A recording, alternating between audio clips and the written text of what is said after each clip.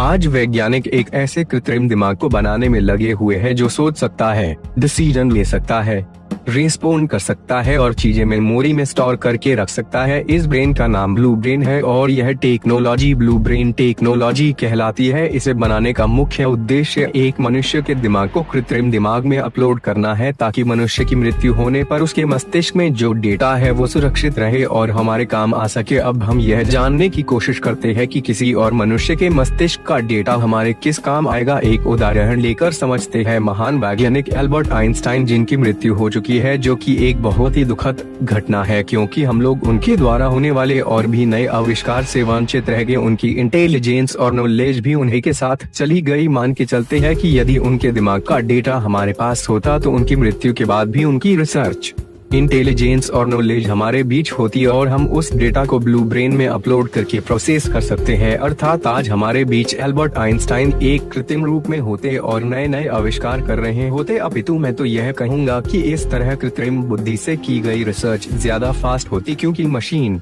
मनुष्य से ज्यादा जल्दी से काम कर सकती है। टेक्नोलॉजी आज तेजी से बढ़ रही है। इसके साथ ही एक जानी मानी कंपनी IBM और Switzerland Ecole Polytechnique Federale de Lausanne EPFL brain and mind institute के वैज्ञानिक ब्लू ब्रेन को बनाने में लगे हुए हैं। इस ब्रेन को बनाने का काम रिवर्स इंजीनियरिंग के द्वारा किया जा रहा है। रिवर्स इंजीनियरिंग की वह शाखा है जिसमें किसी बनी हुई चीज को देखकर वैसी ही चीज बनाने की कोशिश की जाती है। ब्लू ब्रेन में मनुष्य के ब्रेन को अपलोड करने के बाद उसके बायोलॉजिकल फॉर्म को एक वर्किंग 3D त्रिविमीय मॉडल के रूप में हाई स्पीड इलेक्ट्रोकेमिकल इंटरेक्शन के द्वारा दर्शाया जाएगा। इस आउटपुट से उस व्यक्ति के कॉग्निटिव फंक्शंस जैसे उसकी भाषा, उसके सीखने का तरीका, उसके अनुमान लगाने का तरीका या यदि उसे कोई बीमारी है तो उसके बारे में भी जानकारी ली जा सकती है। दरअसल हम यह कह सकते हैं कि ब्लू ब्रेन वह टेक्नोलॉजी है जिससे हम मशीन को सोचने की शक्ति दे सकते हैं। इस टेक्नोलॉजी के आने के बाद सोचने का काम भी मशीन करने लगेगी और हम इस काम से भी फ्री हो जाएंगे।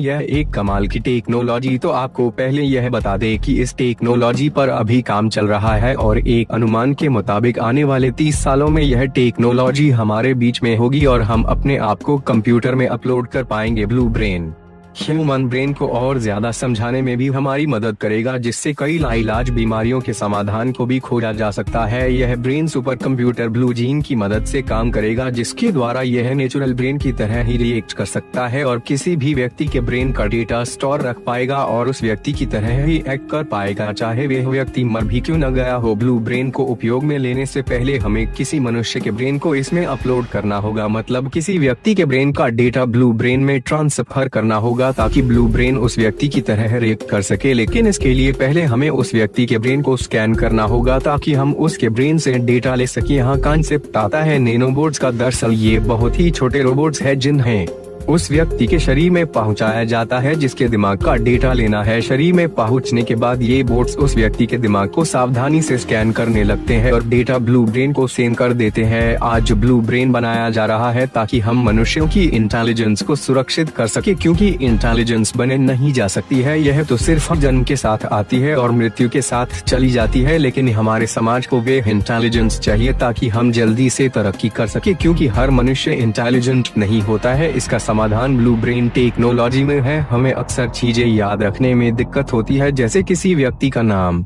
दिनांक, वर्ड्स, स्पेलिंग्स, ग्रामर, हिस्ट्री आदि। आज की व्यस्त लाइफ में हर कोई इन चीजों से मुक्त होना चाहता है, इसलिए ब्लू ब्रेन एक असिस्टेंट की तरह हमारी हेल्प कर सकता है।